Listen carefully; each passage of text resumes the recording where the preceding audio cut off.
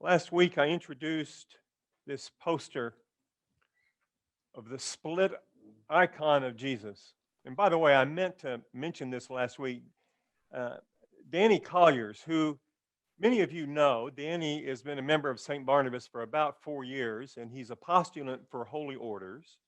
He's a wonderful man, and he and I have a little bit of, from time to time, we do exchanges from our prayer times. And Danny, in pondering what's happening, came up with splitting this icon in two, and it begs the question, are we dividing Jesus?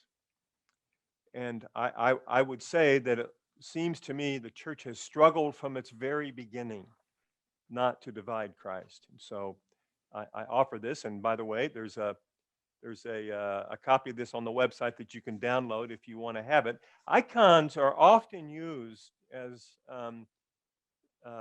imagery to respond to in our prayer time.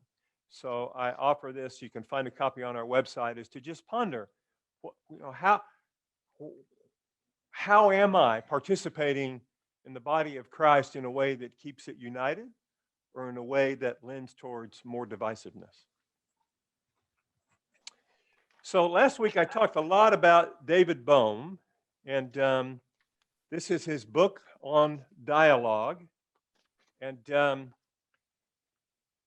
Bohm talks a lot about fragmentation. This book was written, actually, it's compiled from talks Professor Bohm gave, and all of them occurred in the 70s and 80s, I believe. During the past few decades, modern technology, with radio, television, air travel, and satellites, has woven a network of communications which puts each part of the world into almost instant contact with all other parts. Yet, in spite of this worldwide system of linkages, there is at this very moment a general feeling that communication is breaking down everywhere on an unparalleled level.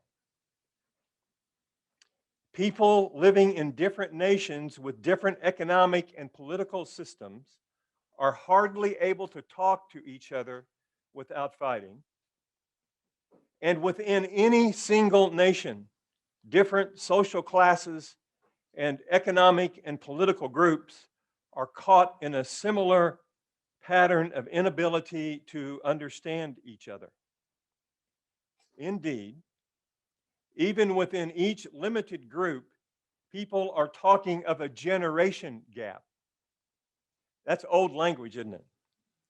Of a generation gap, which is such that older and younger members do not communicate except perhaps in a superficial way.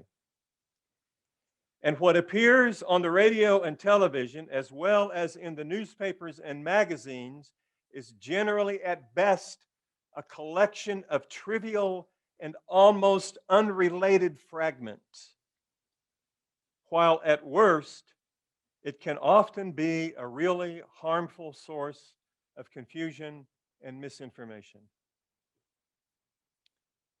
Now, I was going to wait till I finish this, but I'm going to say it now. This was written long before the internet came into being. Who has a cell? Is this a cell phone? May I see it, please? The whole world is right there. Bohm wrote this 30 years before the internet added this incredible sense of fragmentation.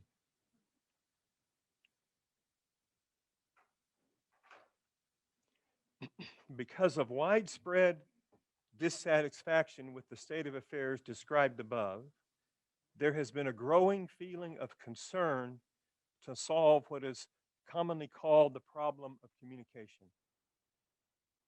But if one observes efforts to solve this problem, they will notice that different groups who are trying to do this are not actually able to listen to each other. As a result, the very attempt to improve communication leads frequently to yet more confusion.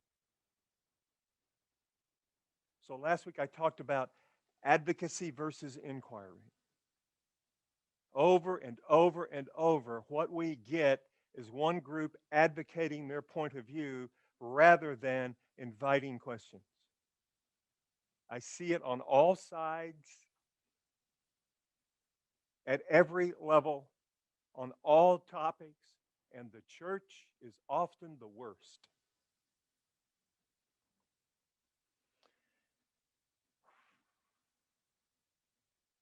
And the consequent sense of frustration inclines people ever further, watch this, toward aggression and violence, rather than toward mutual understanding and trust.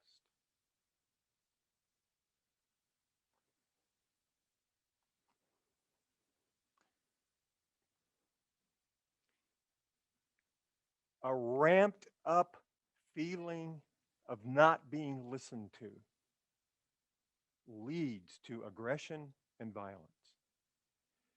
And please don't mistake physical violence for the only kind of violence.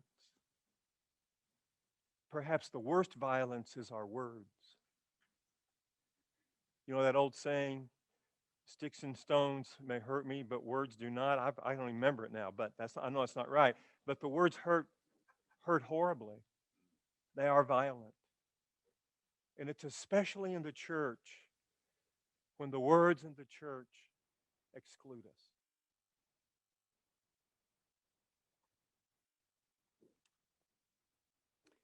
So Bohm uses an analogy to highlight the fragmentation. He takes a watch. Now, if you haven't noticed, I suspect few of us have actually taken a watch apart, but some of us I suspect have. And you've seen watches that on the back it's clear. You can see all the moving parts, right? And you realize, the watch is an incredibly mechanistic, or the mechanics of it are just amazing, right? Inside this little watch. And you could, especially if you knew what you were doing, open it up and take all the components apart, and you could put them back together. And Bohm uses a great word, cohere. And he says, the challenge is for the various meanings to work together with a coherent meaning. So all the parts of the watch, all the components, you put them together and they cohere to make a watch. But if you take the watch and smash it into a bunch of fragments, nothing works anymore. You can't put that back together. And I would suggest what's happening in our world today is a way of thinking. The very attempt to communicate is further fragmenting. If you look at the bottom of this page, I passed out fragmentation and wholeness. The very bottom, a transformation of consciousness, Einstein. We cannot solve our problems with the same thinking we used when we created them. How many of you heard this? I can't tell you how many times I heard it, and until I read Bohm, I didn't know what it meant. I thought I did. And I said this last week, but I'll say it again this morning. Part of what has been so meaningful to me is reading David Bohm, a physicist, and how he resonates with the mystics. Our mystics are inviting us to go deep within ourselves and learn to have a different way of thinking. Not just to have different thoughts, but a different way of thinking. We cannot solve our problems with the same thinking. I would like to just edit that a little bit to make it clear. The same way of thinking. We have to find a different way of thinking. We have to find a different way of communicating. Humanity, now I'm going to get out on the limb a little bit here. Humanity needs to evolve to the next level of the capacity of the consciousness of our brains. We need to access different levels of our beingness to find our sameness and think differently. So, I want to read an excerpt from Desmond Tutu, and it's about apartheid. So, it's about racism. Please, please don't politically pigeonhole me on the topic of racism. I want to bring Tutu in because I think he offers an incredible insight into how they found their way through apartheid and his view of the way they did that through what they called the Truth and Reconciliation Commission, but also how Tutu saw deeply from our Christian story and our Christian approach and how that helped them make their way through it. So you'll notice on your page I have two quotes here from Tutu. One of them is, we want to forgive them, we want to forgive, but we don't know who to forgive. And the second one is, and by the way, when I read this, I thought to myself, I can't believe he's saying this. And then I thought to myself, I could never get away with saying this. Let's read it. There is nothing that cannot be forgiven. And there is no one undeserving of forgiveness. When you can see and understand that we are all bound to one another, whether by birth, by circumstance, or simply by our shared humanity, then you will know this to be true. Any approach to one another that doesn't start with forgiveness is likely to divide us. Now I want to read, this is how Tutu begins his book. By the way, this is written by Desmond and Info Tutu, that's Desmond's daughter, and this portion is written by Desmond himself. It's the introduction. He titles the introduction, Into Wholeness. Into wholeness. Now let me tell you, this is brutal. This is hard to hear. So I just want to prepare you. We're adults, so I want to prepare you. This is hard to hear. This is a quote. He had many wounds. She spoke with the precision of a coroner. In the upper abdomen were 5 wounds. These wounds indicated that different weapons were used to stab him, or a group of people stabbed him. I'm going to pronounce all these names wrong. Mrs. Malalu continued her harrowing testimony to the Truth and Reconciliation Commission. She spoke about the disappearance and murder of her husband, Cecilio. Quote, in the lower part, he also had wounds. In total, there were 43. They poured acid on his face. They chopped off his right hand just below the wrist. I don't know what they did with that hand. End of quote. A wave of horror and nausea rose in me. Now it was 19-year-old Babalawa's turn to speak. She was 8 when her father died. Her brother was only 3. She described the grief, police harassment, and hardship in the years since her father's death. And then she said, I would love to know who killed my father. So would my brother. Her next words stunned me and left me breathless. We want to forgive them. We want to forgive, but we don't know who to forgive.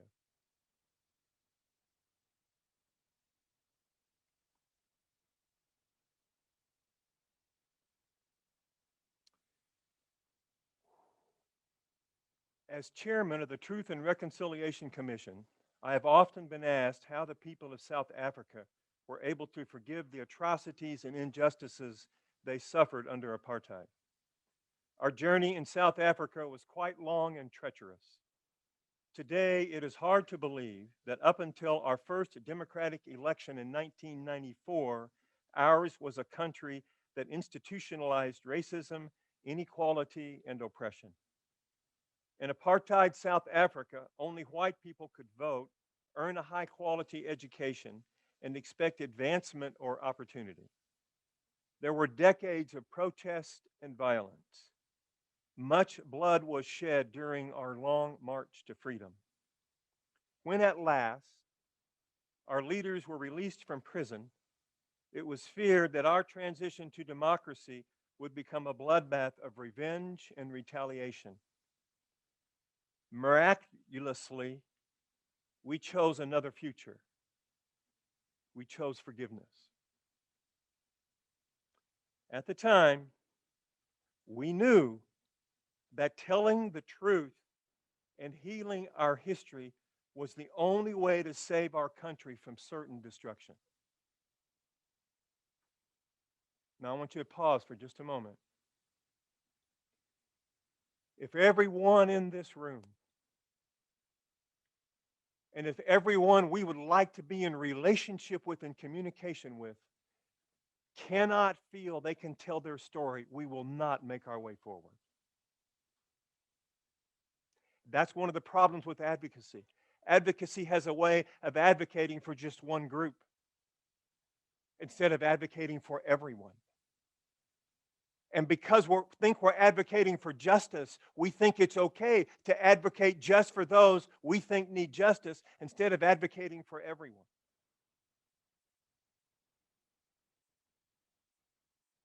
The starting place is forgiveness, or the foundation is forgiveness, and the starting place is telling the truth. And Tutu's book just plays this out in a magnificent way.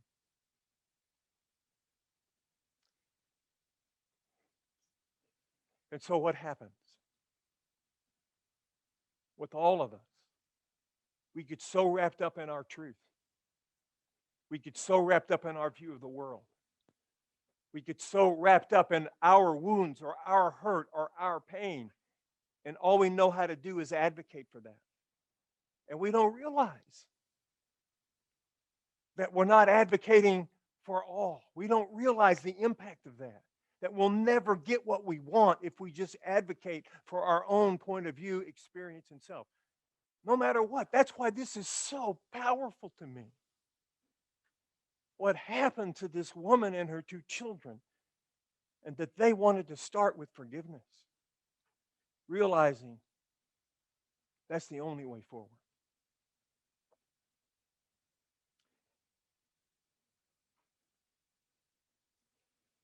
We did not know where this choice of forgiveness and telling the story, we did not know where this choice would lead us.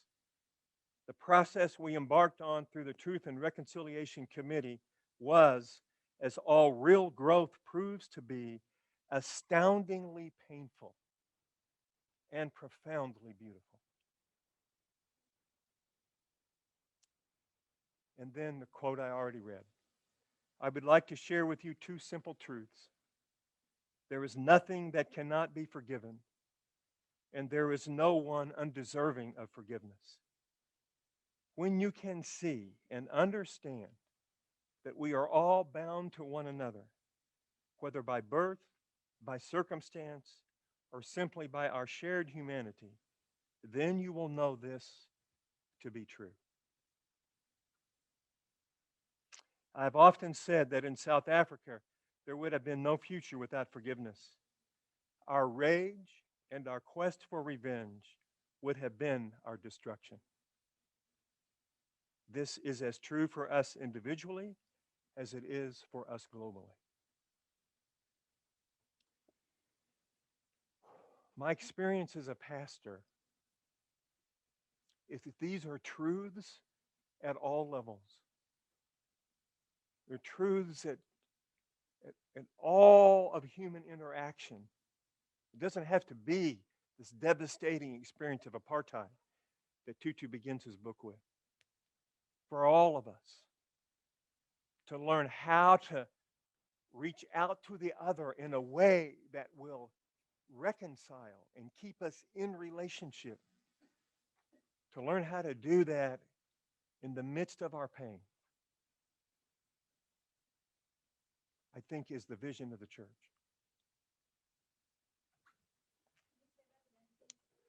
To learn how to reach out to another when we're in pain.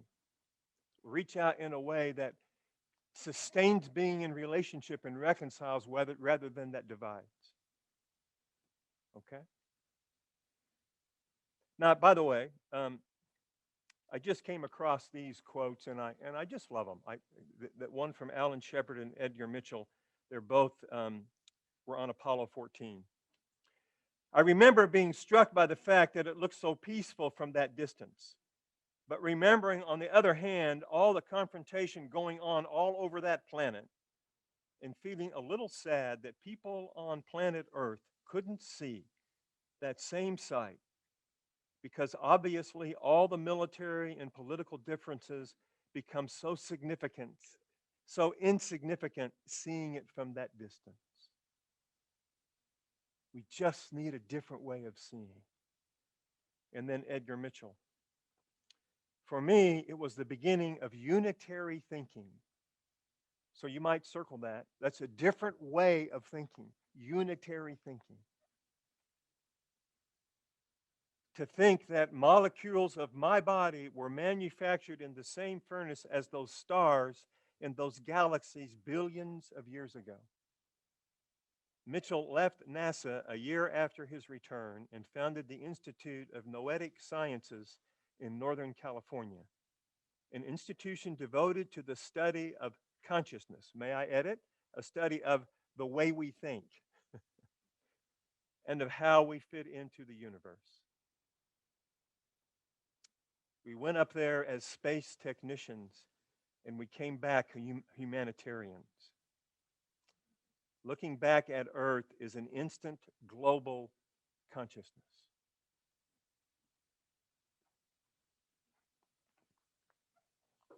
Questions?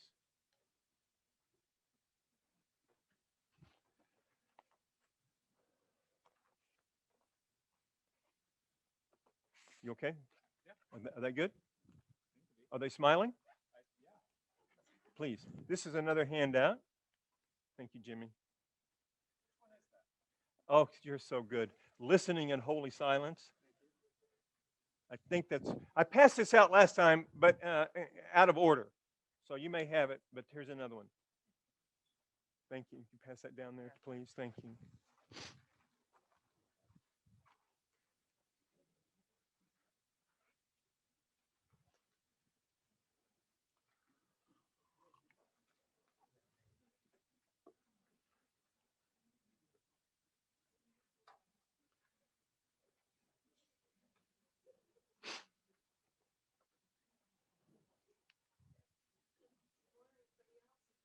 Everybody have one?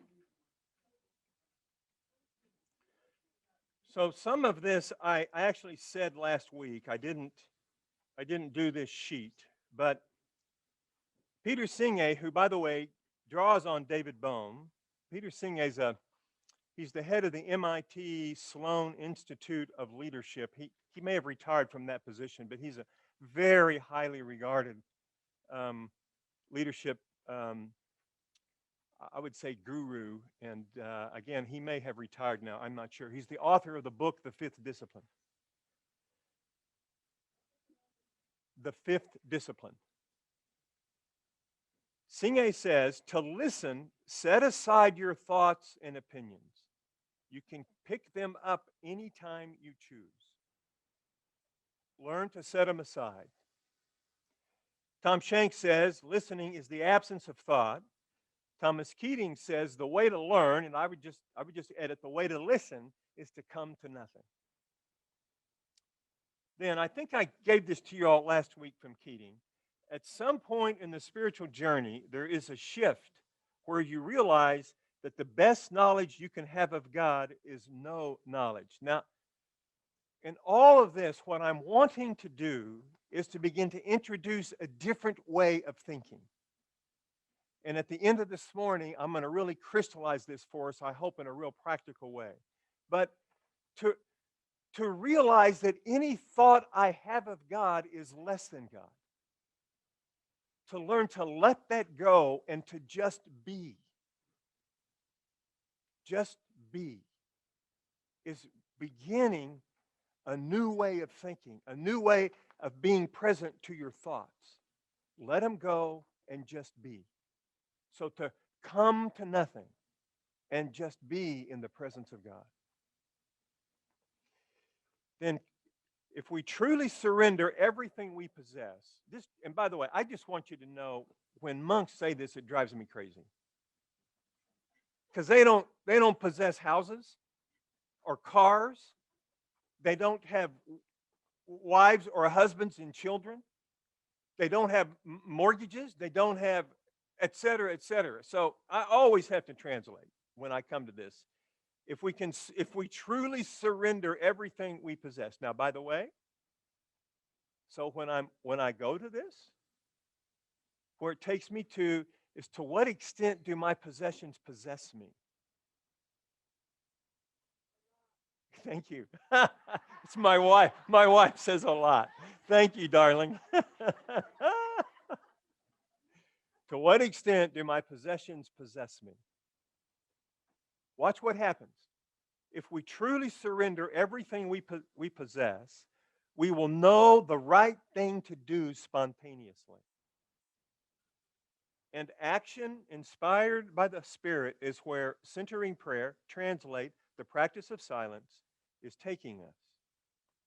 So you'll experience this when you want to try to listen to someone.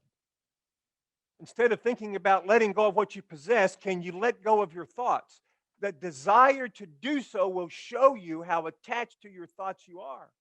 And you'll realize over the practice, over the time, you will realize we're so attached to our thoughts, we're not open to the Holy Spirit. Unless we hear the Spirit affirming what we already think. And there's a good chance that might not be the Holy Spirit. It might be the grace of God who is loving us where we are. But it might not be the deep undercurrents of the Spirit emerging, because we're so attached to what we possess, our thoughts, that we're not open to the Spirit. Doesn't it make Keating's statement so profound? If we can truly surrender everything we possess, we will spontaneously experience the movement of the Spirit. Don't you love that?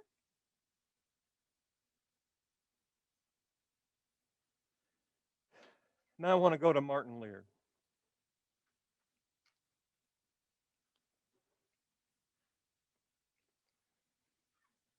Contemplation is the way out of the great self-centered psychodrama. Let's just stop. My wife just told you I've got a big psychodrama going on.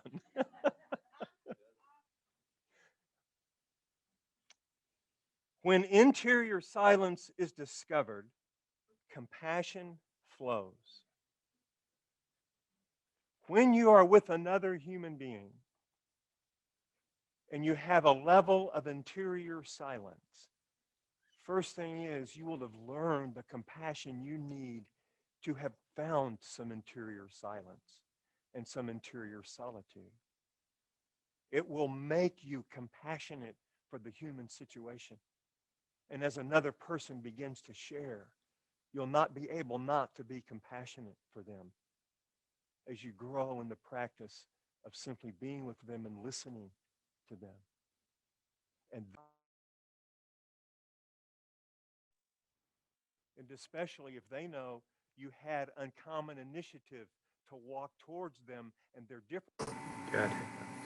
They experienced your uncommon initiative to walk towards someone who is different and then begin to sit with them with remarkable curiosity and begin to be interested in them, they will realize, they'll just experience compassion in the moment. If we deepen our inner silence, our compassion for others is deepened. We cannot pass through the doorways of silence without becoming part of God's embrace of all humanity in its suffering and joy. Silence is living, dynamic, and liberating. The practice of silence nourishes our vigilance, self knowledge, letting go, and compassionate embrace of all who would otherwise be quick to condemn, of all whom we would otherwise be quick to condemn. The practice of silence is vigilance towards my own thought.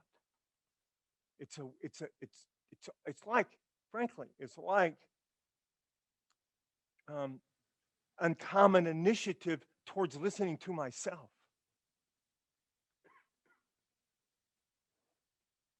And it then opens me to the reality of the limitedness of my thinking, the narrowness of it, the judgments of it. By the way, primarily the self-judgments. It brings me in touch with all of that.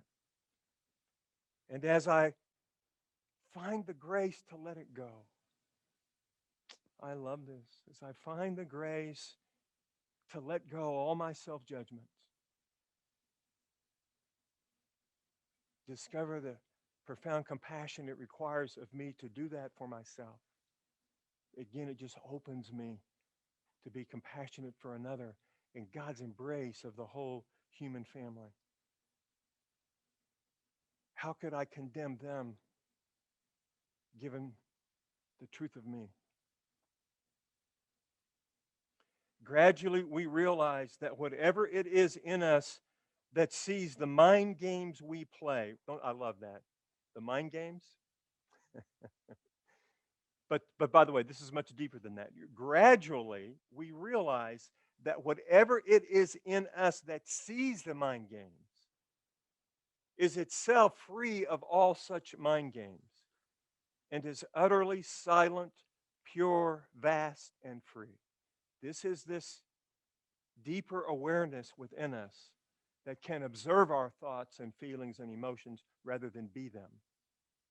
It's a process of awakening to that deeper level of awareness. When we realize we are the awareness and not the psychodrama unfolding in our awareness, our lives are freer, simpler, more compassionate. Fear remains. Fear remains frightening, but we, notice that's italicized, are not afraid of fear. Yes, I am afraid. And yes, my fear is frightening. And that's okay. Pain still hurts, but we are not hurt by pain. Now, this comes from Martin Leard's little book, Into the Silent Land, which I highly recommend. And he has a metaphor of a mountain and the weather on top of a mountain. Have you ever been on a mountain when there was a lot of weather? Yeah. And it can be scary, can't it? Yeah.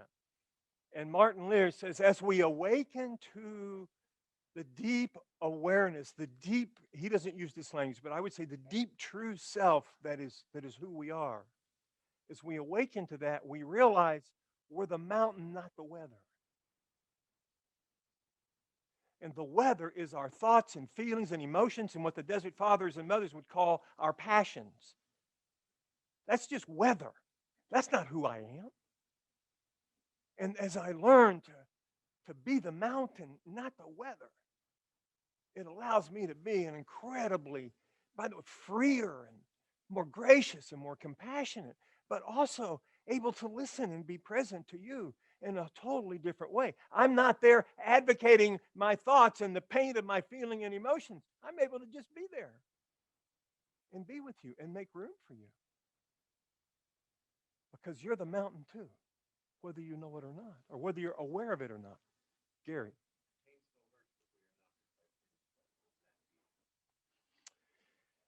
That's a great question. Gary asked for our audience. Uh, uh, uh, Pain still hurts, but we are not hurt by pain. I come to know I'm more than my pain. And I come to be able to abide elsewhere than my pain. Yeah, it's hurt. It hurts. So that's how I understand it. Okay. Now, some pain's more difficult than others. I get that completely. All right. Yeah. Yeah. So, thinking about again the mountain and the weather, being the mountain, the grace-filled dynamic of silence shows us how uncluttered, spacious, still, and calm our awareness is and has always been. So, Jesus calls this peace. It's peace. And by the way, Gary, when he said, "My peace I give to you," that was not a peace absent suffering and pain. The peace of Jesus is not a peace absent suffering and pain. It's learning to be in a different place within ourself. So after the resurrection, and he comes to the disciples, and they're in that room locked up, and he breathes on them and says, "Receive the Spirit, peace to you." Learn to abide in a different space. And then he says, "Go forgive." And I love this. Today's thoughts might help us understand this. Whose ever sins you forgive are forgiven, and whose ever you retain are retained. So in your relationship with people, if you choose not to forgive, then that's the world you get to live in. If you choose to forgive, then that's the world you get to live in. What do you want? If you choose to continue to move towards reconciliation and unity, that's the world you get. If you choose to continue to move towards my agenda no matter what, then that's the world you get. Don't think that's going to create a different world. It's not. That's not going to reconcile the world. In the end, I think you're not going to get what you want if all you know how to do is advocate. It's just going to keep, it's the way of thinking that's just going to keep dividing us.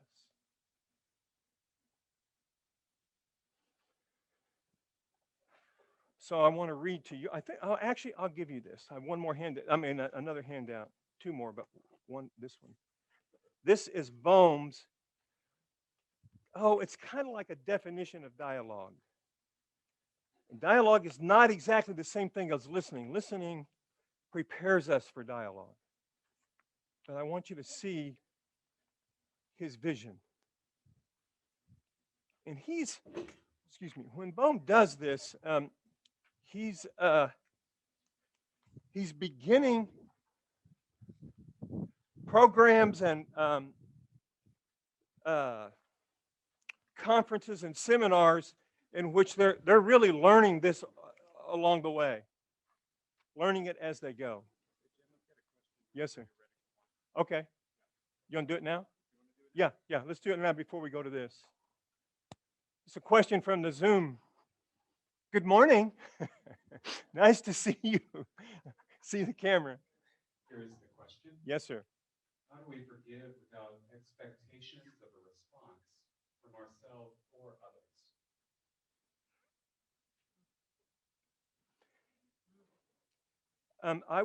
I would differentiate those things. I would say, expectation is expectation wherever one would locate it. I would say locating it within another person is different than locating it within myself. And the first thing I would say is, with regard to another person, do the work of giving no one the power to control how you feel. Now, I get it, life is complicated and complex. And there's many, many testimonials of people who will say, regardless of the circumstances and what was being done to me or had been done to me, freedom was learning to let it all go. And Tutu says this in his book, the starting place is accepting that you can't change the past. What I can do is move on. And what I want to do is move forward in a way that retains the power within myself to determine how I feel about myself and my life, and retain within myself the power to respond to my circumstances. Now, accepting the past is not the same thing as treating the future as a foregone conclusion. Accepting the past and letting it go and forgiving puts me in a different place to create a future that I want, and gives me a sense of power to create a future that I want. So that's with regard to expectations of others. And by the way, I don't know anything, that's just what I think. With regard to expectations from myself,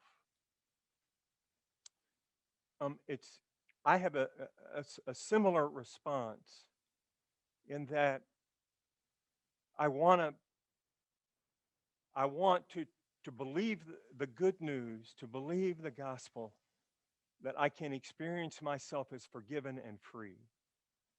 And then start with where I am and start a process. Now, I don't have the time this morning, it's not the right place to engage the whole process. Tutu's book on forgiveness invites a wonderful process with lots of practices for people struggling to forgive. So, and again, I'm attaching this to the topic of forgiveness. So, realize it's a process, and realize accept even where you are. Accepting what is also accepting where you are and your thoughts and feelings, and start from there in a response to God that just asks for help, has hope that the gospel is true, and asks for help and starts a process. So that's the best I can do without going into the details of the process now. Okay? All right. Oh, we didn't pass this out, did we, on dialogue? Did we? We did. Okay, good. Let's look at this. All right. So, the object of a dialogue is not to analyze things or to win an argument or to exchange opinions. Stop for just a minute. Okay, so already we're inviting something. Forgive me just a minute. I suspect no one in here is done. These are not the conversations we have at the dinner table or with our family when we gather for Thanksgiving or Christmas or any other time. The object of a dialogue is not to analyze, win an argument, or exchange opinions. Thank you. Some people are going, well, what is it then? What?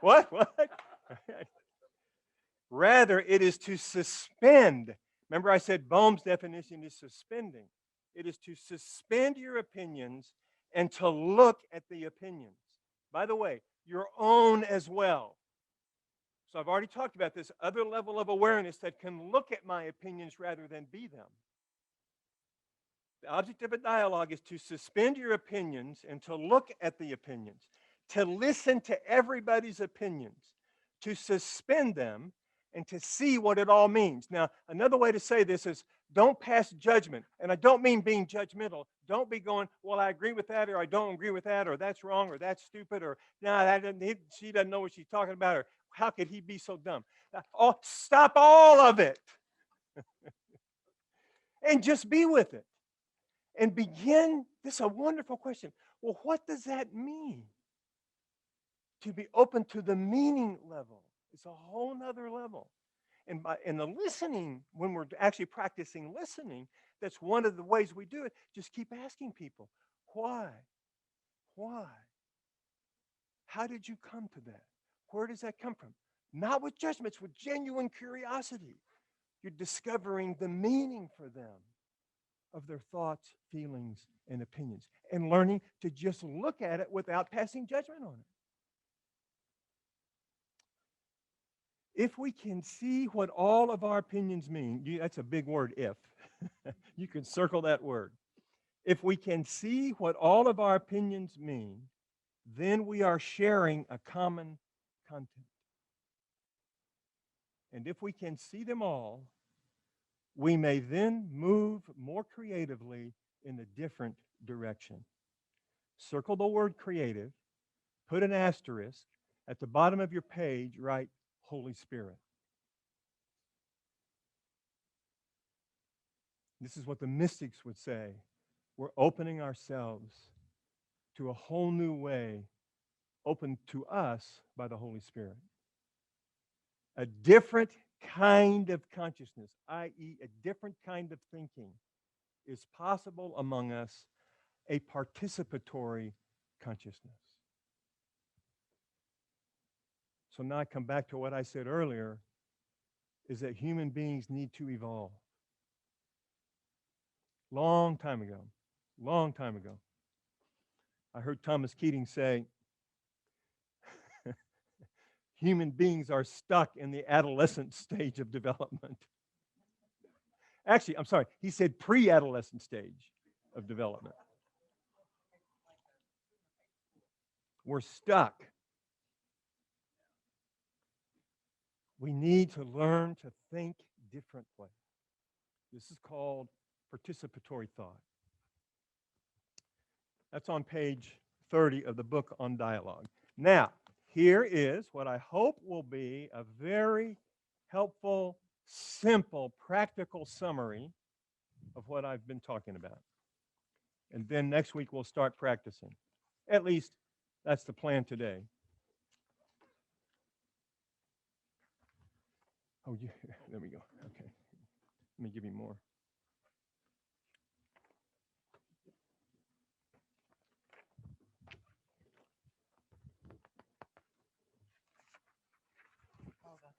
That's me. My bad. I'm sorry. Here we go. Oh, you got some. Good. Let me take one. You need more, Jim? Come. Oh, maybe.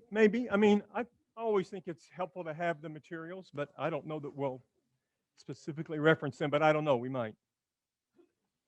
So this is just real simple. I hope it makes sense to you just looking at it.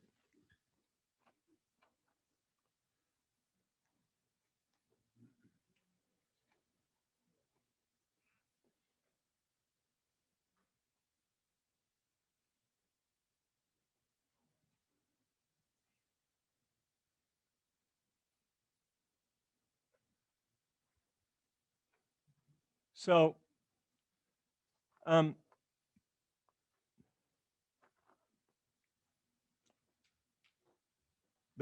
what this wants to be is almost pictorial. I don't have any graphic of skill or computer programs, but you might draw a line, circle the word awareness or whatever, and draw a line from awareness to thoughts, feelings, emotions, and passions.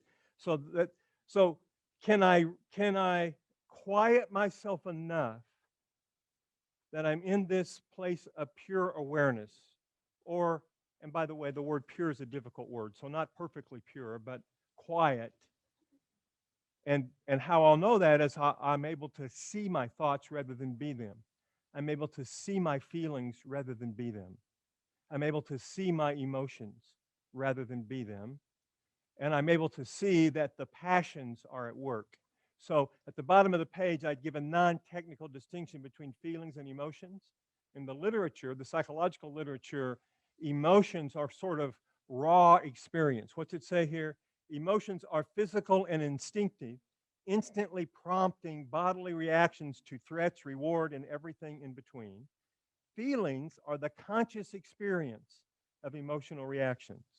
Strictly speaking, a feeling is the side product of your brain perceiving an emotion and assigning meaning to it. Please don't get hung up in that. By the way, Google it. You'll find lots of ways to think about this. And the therapists in the room, I hope you're not mad at me because I'm oversimplifying it. But just to the goal for me is just to help us distinguish feelings from emotions. And then the passions are when our emotions possess us. And we're often running. The Desert Fathers and Mothers, their literature is filled with this. And by the way, we're prone to think we don't have passions because we learn to manage them well and pretend we don't have them. We do. We do. And especially, you'll know it when you don't have the patience for someone who thinks differently.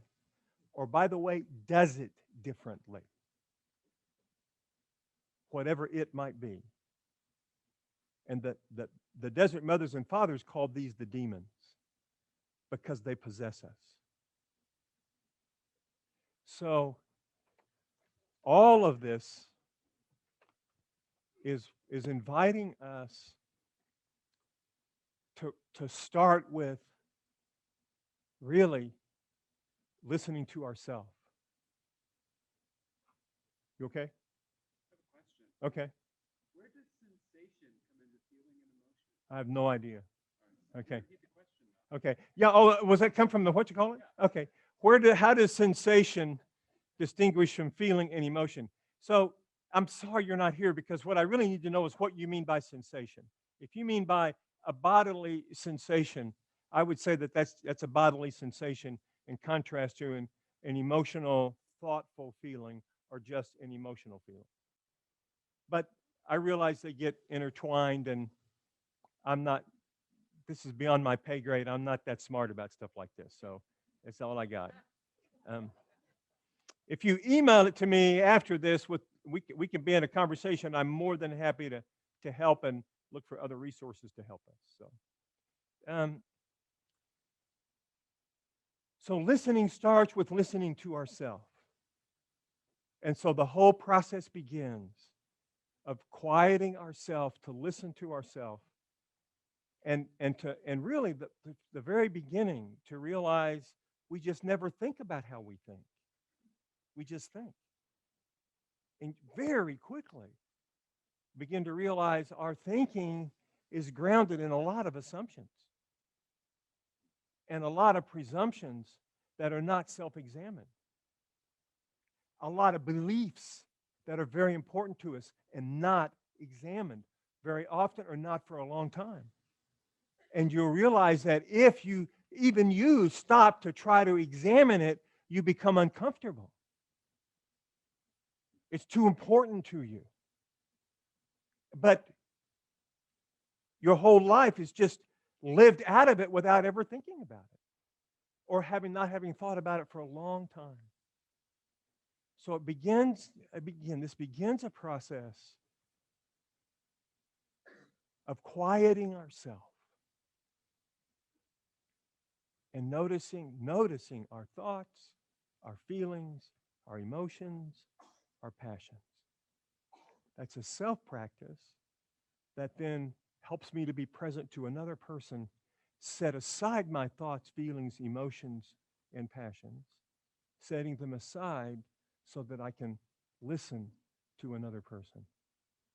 And then no judgments, no, and again, I don't mean judgmental. I mean, I have no opinions about what they're saying. I'm just with them. And what I've already said about how as I practice with myself and grow in compassion and realize the difficulty of coming to quiet and coming to stillness and coming to the deep level of awareness of myself, all the compassion I need for that influence it. And as I gain it, give it to myself, the freedom I gain. And then it allows me to be compassionate and present with another person. Okay, now, end. But one more thing. So what I want us to do, I think I might have told you all this last week, but I'm probably not going to do this. But as we're going to break out into groups and practice listening, and I want us to have fun with it. I want you to experience it as a growing opportunity. So to be able to say, you're doing it, and all of a sudden you go, "Oh, look at me! I can't believe it! I didn't listen to a word he said. I'm so wrapped up in all my own baloney." Now, wait a minute, what did you say? To be able to do that with ourselves, to laugh at it. What I was thinking about, we're going to have a speaker, a listener, and an observer. And I was thinking about giving the observers buzzers. And when the observer watched not listening, go zzz, zzz. and then the buzzer to be going off all over the room. But I'm suspecting that might be expecting too much out of us to be able to do that. But as we get going, let it be fun. Let it be a learning opportunity. And I mean, realize, don't have embarrassment or shame or frustration or any of that. I'm trying to develop a whole new practice. And so every time you watch yourself get, not listen, just go, oops. Okay, we'll have fun. All right, and I'll introduce it again this way next week. Next week we'll start listening. Zoom audience, it's our expectation, it's our hope, and we think we can do this. You all can be in Zoom rooms and groups of 3 as well and do the very same thing. You won't have the community experience of it, but you'll have the community of the 3 of you, and then we'll come back to all together and debrief.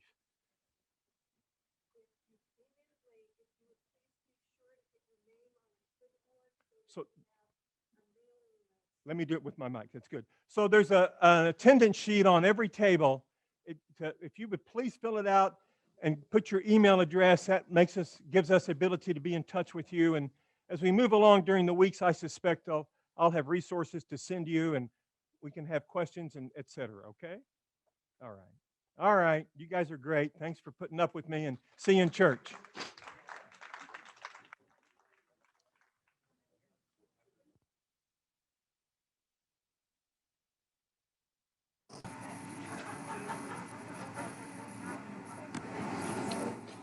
Friends, thank you for joining us. Next week, we will be using the same Zoom credentials, so you can find us here.